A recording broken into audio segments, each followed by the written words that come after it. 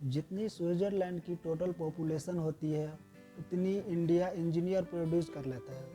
उसके बाद भी स्विट्ज़रलैंड नंबर 1 पर है। इंडिपेंडेंस के बाद रिपब्लिक ऑफ इंडिया ने 0 नोबेल लॉरेट्स प्रोड्यूस किए हैं इन साइंस, जबकि यूएसए ने 100 प्लस कर दिया है। रिपोर्ट्स के अनुसार 83% एजुकेटेड इंडियन पीपल एम्प्लॉयबल ही नहीं है। और ये जो सुंदर पिचाई सत्य नडेला की जो हम बात करते हैं, इन्होंने भी आगे चलकर अपनी एजुकेशन बाहर से ही की है। और ये जो हम बात कर रहे हैं, इसे फाइंड आउट करने के लिए हम आपको थोड़ा सा पीछे लेके चलते हैं, जब ब्रिटिश हमारे ऊपर राज कर रहा था और ईस्ट इंडिया कंपनी के पास उस समय 2 मेजर चैलेंजेस थी। पहला चैलेंजेस ये था कि कम्युनिकेशन विथ इंडियन, और दूसरा चैलेंजेस ये था कि वर्कर्स ऑफ डल की उसे बहुत ज़्यादा ज़रूरत थी। उन्होंने ही इंग्लिश एजुकेशन ऑफ एक्ट 1835 दिया था, जिससे उसकी दोनों मेजर चैलेंजेस पूरी नज़र होती हुई नज़र आई। सबसे पहला ये था कि उसे बंदे चाहिए था, ज़्यादा क्वेश्चन ना करे, डेस्क पे बैठ के सिर्फ काम करे, ज़्यादा क्रिएटिविटी ना हो। और सेकेंड, कम्युनिकेशन इन इंग्लिश था। इंग्लिश सबसे ज़्यादा बोले जाने वाली लैंग्वेज नहीं है, लेकिन आज भी इंग्लिश एक लैंग्वेज बनने की वजह एक क्लास बन चुकी है। पुअर कम्युनिकेशन बोला जाता है जब आपको इंग्लिश अच्छे से नहीं आती है।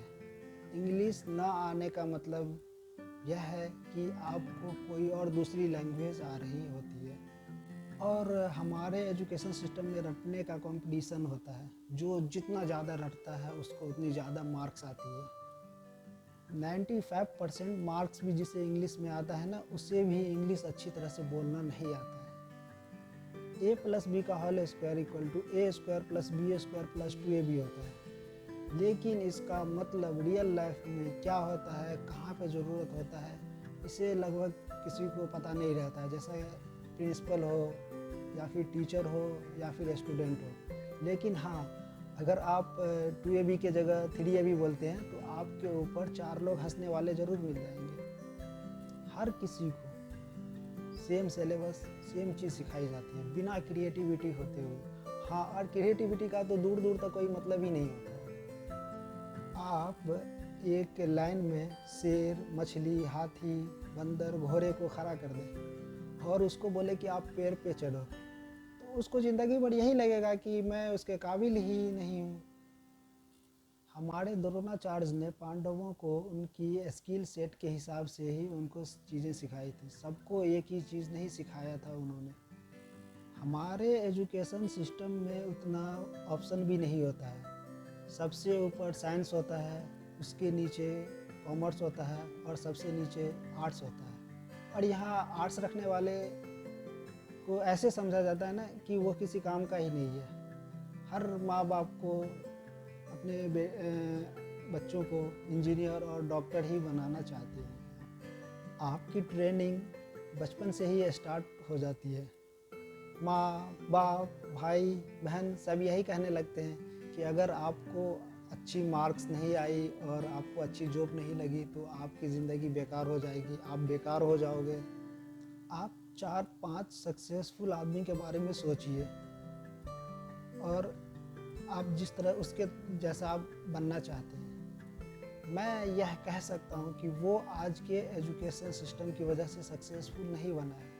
चाहे वो धीरू भाई अंबानी हो, विराट कोहली हो, सचिन तेंदुलकर हो, आमिर खान हो, नरेंद्र मोदी हो, ये लोग जो है ना, आज के करंट सिस्टम में, एजुकेशन सिस्टम की ट्रैप में नहीं फंसे। इन्होंने खुद सीखा है, खुद एजुकेट हुए हैं और खुद आगे बढ़े हैं।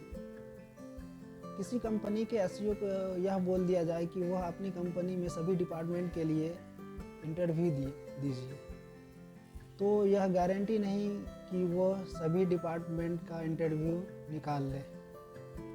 और यह भी हो सकता है कि वह सारे डिपार्टमेंट में क्वालिफाई भी ना कर सके एजुकेशन वाइज, लेकिन वह सारी कंपनी को चला सकता है। तो ये जो स्किल है ना, इसके बारे में लोग बात क्यों नहीं करते हैं? इसके बारे में भी बात होनी चाहिए। लोग अपने 25% से ज़्यादा ज़िंदगी इस एजुकेशन सिस्टम में लगा देते हैं ताकि वह अपने से कम पढ़े लिखे की कंपनी में जाकर उनके सपने को पूरा कर सके।